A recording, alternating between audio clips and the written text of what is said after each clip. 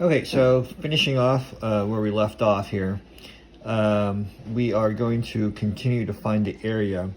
And again, sometimes it's very helpful to split up into multiple shapes, right? And so over here, right, if you take a look at this problem, I'm asked to compute this area. And I could say there's a triangle, there's probably a rectangle, right? They don't give us tick marks to indicate all four sides are congruent.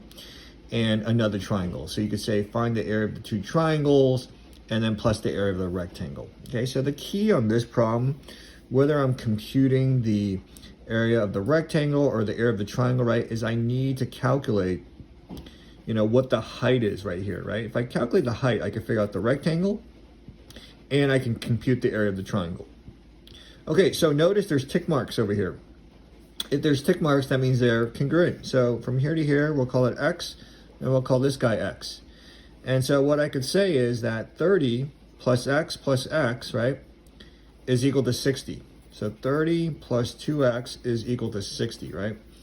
From here to here, 60, so I can say X plus 30 plus X is equal to 60.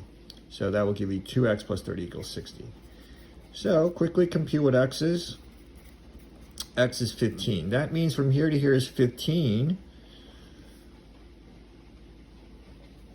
From here to here is 15.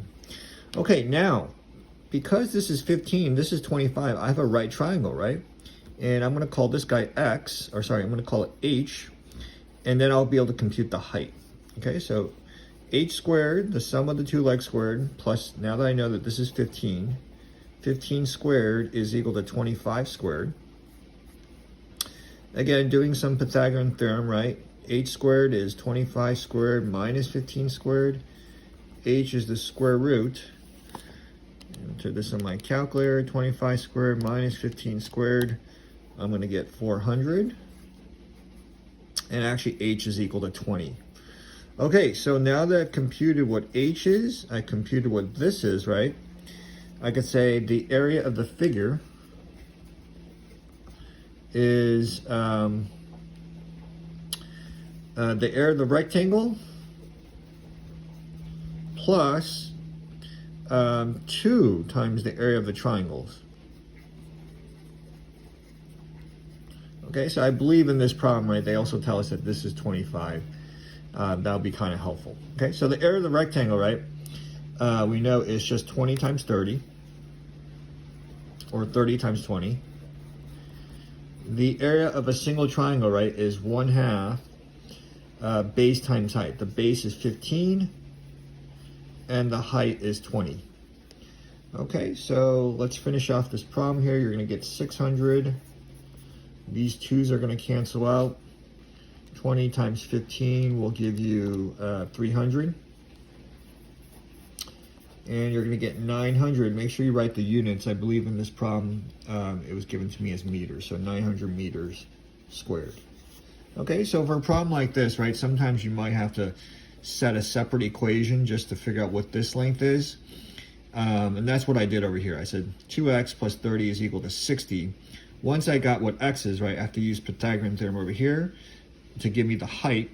Then I can compute the area of the rectangle and the area of the triangle, right? 1/2, 15 times 20 is the area of a single triangle, but I have to double it since there's 2 of them. Okay, let's finish up the last problem here. This is a figure that you've seen before, right? It's a kite. And now you can compute the area of this kite. All right, so recognize that these two triangles right here are congruent, right? They both share this side right here. They have this side and this side is congruent. So this would be side, side. And then this is a right triangle right here. And so you could use hypotenuse leg as a theorem to prove that these two triangles are congruent. And you could also prove that these two triangles are congruent using the same technique. If this is a side that's congruent to this side, and they both share this side right here, and they both have a hypotenuse, you could use hypotenuse leg to prove that these two triangles are congruent. Okay, so what I can say is that, hey, the area of the figure, area of the kite, is just 2 times the area of the triangle. We'll call it the big triangle, plus 2 times the area of the small triangle. Okay, so this we'll call the small triangle, this one we'll call the big. All right, so, well, in order for us to compute the area of the triangle, right, we need to compute what this length is. We'll call this x, and we'll call this guy x. Once we have this, we can compute the area of the triangle, right? Because right now we have base, what we need is the height.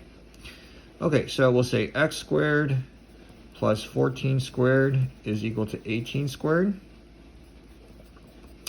X squared is equal to 18 squared minus 14 squared. X is the square root of 18 squared minus 14 squared. Okay, x is the square root of 128. Okay, so I'm not going to worry about simplifying radicals for now. It says round to the nearest tenth in the problem. Okay, so this is the square root of 128 using Pythagorean theorem.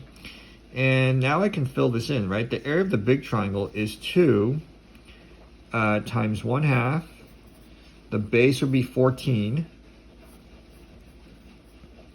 And the height of this triangle right here, right? The height is just root 128.